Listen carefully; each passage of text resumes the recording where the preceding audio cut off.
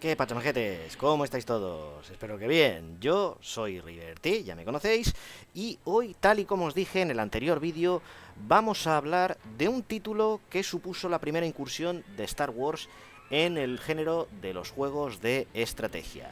Es probablemente el título con el mayor elenco de personajes que se ha visto jamás en un videojuego para Star Wars, aunque no es que tengan muchas líneas de diálogo, pero sin embargo se puede decir que son personajes controlables y que están ahí.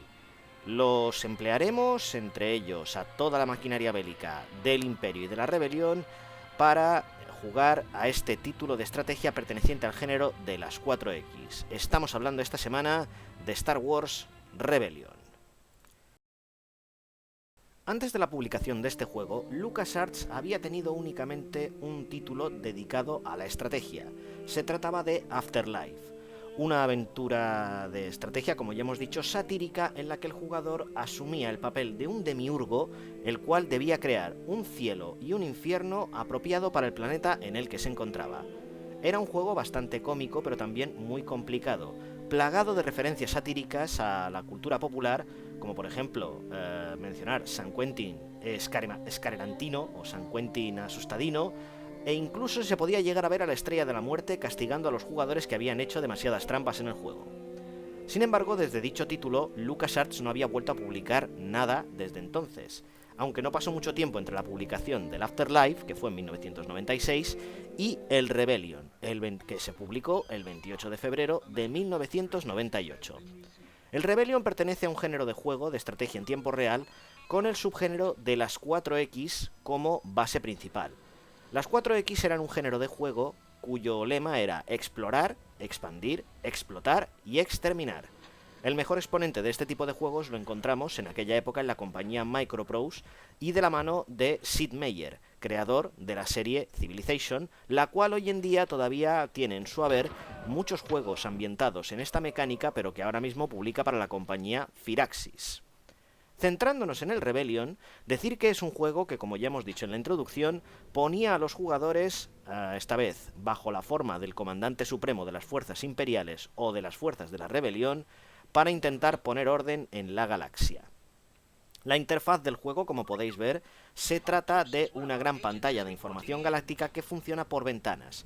En ellas podemos desplegar los distintos sectores que hay en el mapa. Podemos seleccionar, por cierto, el tamaño del mapa si queremos que tenga muchos sectores o pocos sectores, una cantidad intermedia, y a partir de ahí gestionar los recursos que ofrecía cada planeta.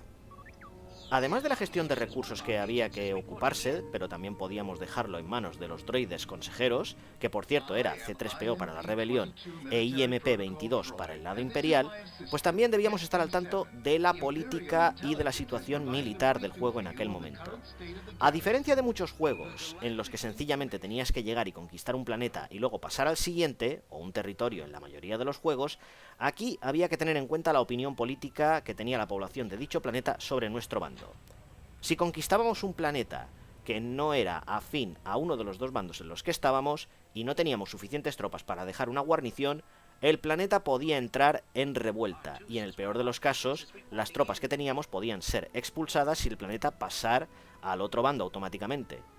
Por otro lado, si atacábamos un planeta que tenía una opinión altamente favorable, políticamente hablando, a nuestro bando, la población automáticamente también se pasaría a nuestro bando.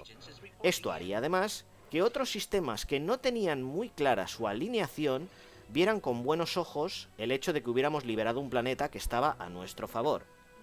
También podíamos perder el apoyo de estos planetas si a la hora de realizar un bombardeo contra ellos, si estaba controlado por el enemigo, impactábamos estructuras civiles. Había muchísimas mecánicas a la hora de poder poner a tu favor la política en este juego. La principal era la negociación, pero también había otros medios, junto con otras misiones que nos ofrece el juego, para poder variarlo, incluido incitar revueltas o realizar sabotaje contra las guarniciones imperiales o rebeldes que había en dichos planetas. Esto por lo referente a las mecánicas de política. En las mecánicas militares, la construcción de bases, de tropas y de naves llevaba su tiempo, y había que pensar con mucha antelación lo que deseábamos hacer en dicho juego. El objetivo ulterior del juego se compone de varias partes, que también podíamos definir al principio de la partida.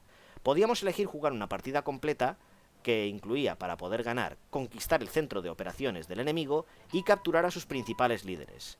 El centro de operaciones enemigo para el Imperio era, como es lógico, Coruscant, y sus líderes eran el Emperador Palpatine y Darth Vader, y la Alianza Rebelde poseía un centro de operaciones que podía ir moviendo de planeta en planeta según su conveniencia, y por supuesto sus dos líderes principales, que eran Luke Skywalker y Mon Mothma. A la hora de progresar en el juego, como ya hemos dicho, disponíamos de varios medios para ir incorporando planetas a nuestra causa, aunque lo habitual era intentar conquistarlos. Para ello podíamos emplear también, aparte del combate básico, primero en el espacio contra una flota del enemigo si es que estaba presente en el sistema, y posteriormente en batallas terrestres, aunque éstas se resolvían automáticamente, pues como ya hemos dicho podíamos emplear a los muchos personajes que había en el juego para realizar misiones de sabotaje, de secuestro, de rescate y, en resumen, hacer más fácil la misión o el objetivo de conquistar el planeta en el que nos habíamos fijado. El gameplay variaba para los bandos. La rebelión, por su parte, tenía más fuerzas diplomáticas a su disposición, compensado por una fuerza militar mucho más pequeña que la que disponía el Imperio al principio, el cual, su modus operandi de progresar en el juego era ir conquistando los planetas y posteriormente enviar a Palpatine o alguno de sus negociadores a intentar cambiar la opinión del planeta que acabábamos de conquistar. Militarmente hablando, como ya hemos dicho, los dos bandos eran muy distintos. Mientras que el Imperio disponía, al menos al principio del juego, de unas naves capitales mucho más poderosas, la Alianza Rebelde, en concordancia con el canon antiguo o incluso el actual de lo que es Star Wars, tenía que basar sus fuerzas de ataques en enjambres de cazas para intentar conseguir que las naves imperiales no afectaran demasiado a las débiles que tenían por aquel momento. A medida que avanzaba el juego y para los dos bandos teníamos la opción de desarrollar nueva tecnología, tanto edificios como tropas como naves, que eran la principal fuerza ofensiva de la que disponíamos en el juego. También había eventos propios para cada bando. Por ejemplo, Darth Vader en algún momento dado podía enfrentarse a Luke y, de conseguir traerlo al lado oscuro, se lo llevaba prisionero a Coruscant automáticamente. Por su parte, los rebeldes tenían que hacer frente a varios eventos que no estaban presentes en su agenda de guerra. Por ejemplo, al principio del juego, Luke irá a Dagobah automáticamente a entrenarse con Yoda, y cuando vuelva ya no solamente podrá realizar las misiones de diplomacia y combate para las que estaba preparado, podrá detectar usuarios de la fuerza entre los personajes que hayamos reclutado a lo largo del juego. Darth Vader también podía hacer esto.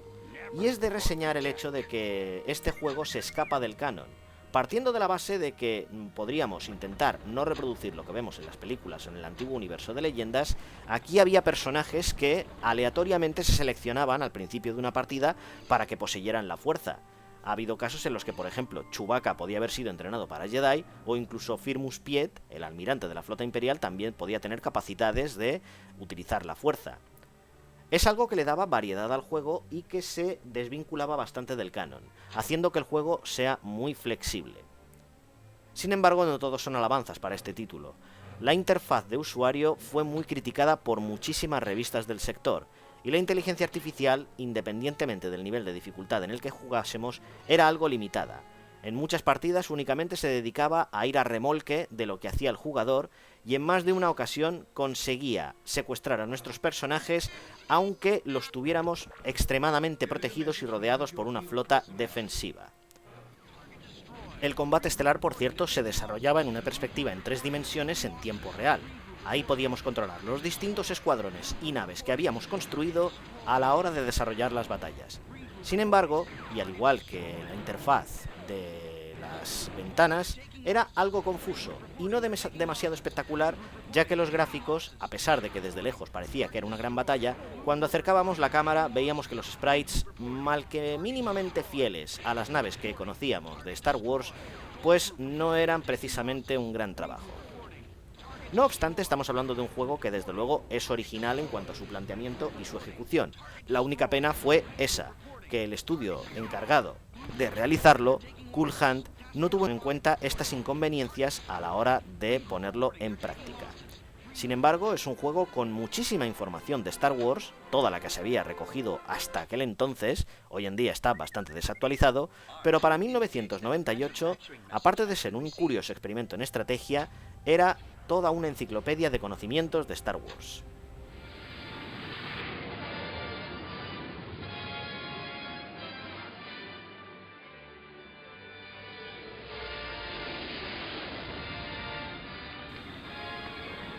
Como ya hemos dicho, a pesar de ser un juego que se quedó algo corto en sus aspiraciones, no fue una mala primera incursión en el género de estrategia por parte de Star Wars. Sin embargo, hay que reconocerlo, se quedó bastante corto en esas aspiraciones, pero aún así sirvió de base para algunos juegos que tenían que venir después. Su sucesor espiritual, por ejemplo, el Empire at War, sería uno que recogería algunas de las mecánicas.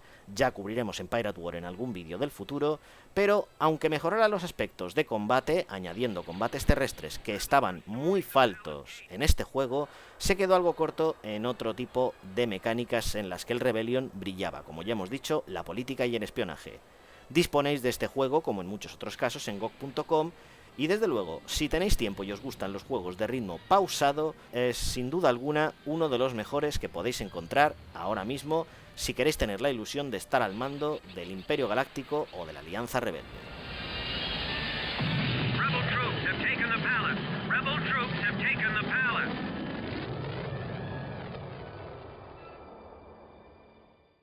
Journal, entry 33-1.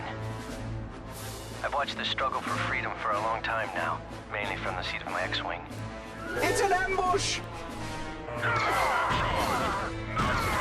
A long time have I watched the man called Darth Vader from the darkness, from the shadows of my master's chambers.